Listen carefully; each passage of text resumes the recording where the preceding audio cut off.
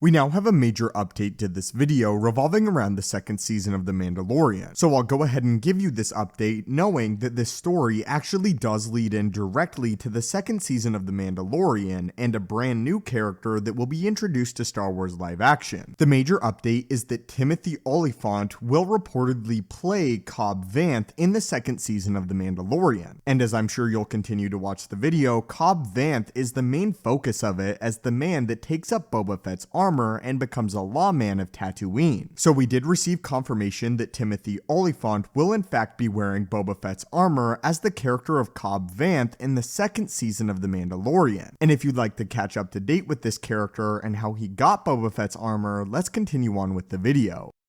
Boba Fett is quite the confusing tale, especially since the character's true demise in Star Wars canon is relatively unknown. There are some that have speculated, myself included, that Boba Fett actually managed to climb out of the Sarlacc pit after his encounter with Luke in Return of the Jedi, and after being knocked into the Sarlacc pit unintentionally by Han Solo. In the Star Wars Aftermath books, on the planet of Tatooine, a set of damaged Mandalorian armor is eventually discovered and recovered by the Jawas. Again though, how the Mandalorian armor made its way out of the Sarlacc pit is unknown, whether or not Boba Fett actually managed to crawl out of the pit itself, or whether the Sarlacc rejected the Mandalorian armor. Really, nothing is known about Boba Fett past these events, at least so far in Star Wars canon. For the tale of his armor though, and the man that would one day wield it and take Boba Fett's armor for himself, that is another story, and a story we know well. Again, still taken from the Star Wars Aftermath novels. So today, we will be discussing the story of the man that took Boba Fett's armor for his own, and became an outlaw of Tatooine. What you think I stole, I say I earned. You think I'm just some slave, and that's one part of the story,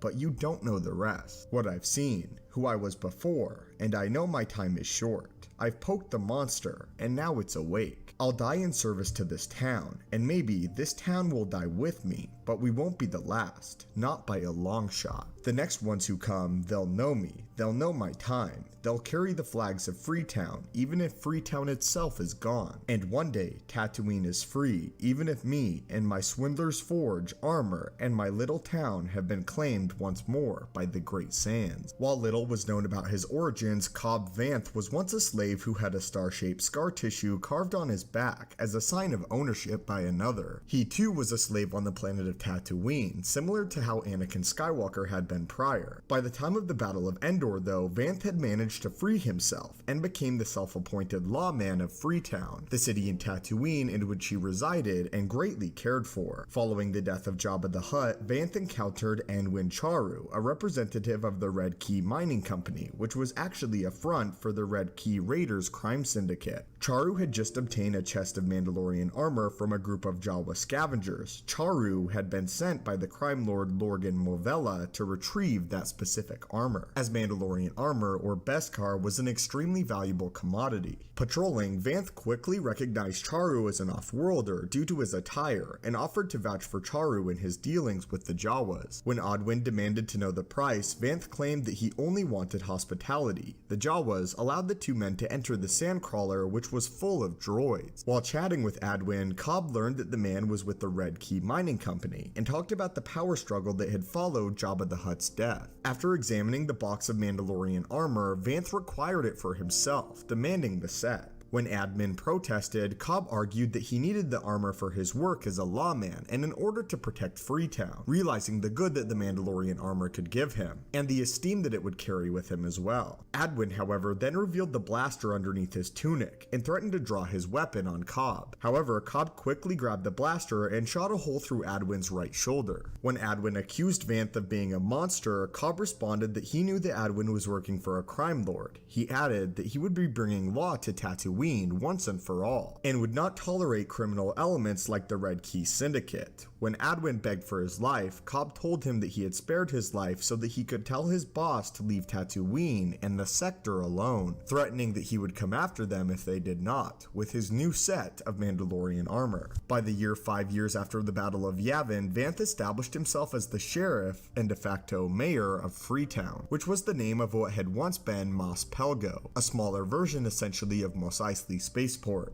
During his time, he actually managed to stop the Red Key Syndicate from sneaking a Huttlet into the Palace Dais in Freetown. On another occasion, he and his Twi'lek companion, Issa Or, saved Jabba's former Beastmaster from being killed by 2 Red Key gangsters, including Biva Gorge. After killing the gangsters, Cobb and Issa introduced themselves to the Beastmaster. When Cobb, though, recognized that he was in fact the former Beastmaster of Jabba the Hutt, he reacted harshly, but the Beastmaster claimed that he had no one since he was still mourning the death of his Rancor at the hands of Luke Skywalker. Cobb invited the Beastmaster to live in Freetown because he needed his services as an animal trainer. Cobb managed to convince the Beastmaster to tame 2 unruly Rontos in return for a homestead. Cobb also asked the Beastmaster if he could help manage the Huttlet he had captured. The Beastmaster agreed to teach the Huttlet, but insisted on treating it as a sentient being rather than a simple pet, having great respect for the Hutt clan because of Jabba himself. With the help of the Beastmaster, Cobb also struck a deal with the Tusken Raiders to protect Freetown by giving them water and a pearl from a krayt dragon's belly, an extremely valuable item in the Star Wars mythos, especially for Tuskens. The Tuskens regarded Freetown as a sacred place and respected the fact that they had a Hutt among their ranks. The Beastmaster then named the Huttlet Borgo and became its caretaker, serving him just as he had Jabba the Hutt years prior. As although Cobb had no love for the Hutt people, he believed that Borgo could be one of the first good of their race. 5 years after the Battle of Yavin, Freetown was attacked and occupied by the Red Key Syndicate led by Lorgan Morvellon, who had come to enslave the town's population and exploit Tatooine for its beryllium oil and silicate oxalate.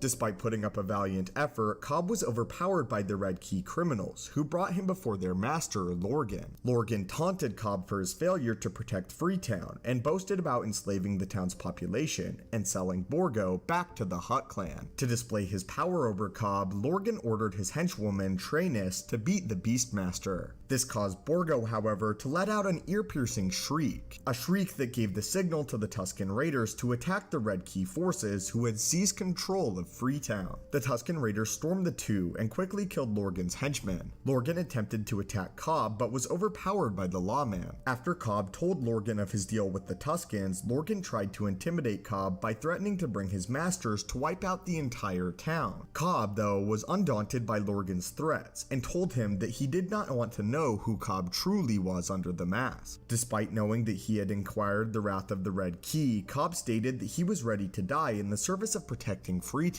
and keeping criminal elements away from Tatooine forever. As a parting insult to the defeated crime boss, Vanth carved a message onto Lorgan's face. But that is the end of the story of the individual that took Boba Fett's armor after Boba Fett either died within the Sarlacc or managed to pull himself out of it, and how he used the Boba Fett Mandalorian armor for the force of good. For those of you that need a timeline update, the Mandalorian would take place about 4 years after these events, and the Mandalorian himself would venture to Tatooine around this time period. What ultimately became of Cobb following this event is unknown, and whether or not he inquired the entire wrath of the Red Key Syndicate. Cobb is a character that I find exceptionally interesting, and I like the idea of Star Wars of the story and tale of a lawman on Tatooine, in a lawless area and a lawless world. It's unlikely though that we'll ever get the definitive answer to what became of Cobb and Freetown after Aftermath came to a close in a trilogy, or what became of the Huttlet Borgo. I in part made this video to explain that at least in Star Wars canon, the Mandalorian armor of Boba Fett was not Boba Fett's after the Sarlacc pit incident, and therefore it's highly unlikely that Boba Fett will actually be appearing as the main villain in The Mandalorian, at least not with his original Mandalorian armor. In the first Aftermath novel, all we really learn is that Boba Fett's armor was outside of the Sarlacc pit, leading me to speculate that Boba had actually survived, but past this point there's no real hint at Boba Fett himself, again only the status of his Mandalorian armor and what became of that. But as always my friends, I would love to hear what you guys think happened to Boba Fett after the Sarlacc incident in Return of the Jedi. And do you guys think that Boba Fett actually managed to survive? And what are your thoughts on the tale of Cobb Vanth, the great lawman of Tatooine? And had you heard of his story and his tale before this video? If you've been enjoying this longer form videos, I would really appreciate it if you could leave a like, and then request more stories in the comments down below that you would like to see explored. As always my friends, thank you guys so much for watching the video. Your support means the world to me. May the Force be with you, and have a great day.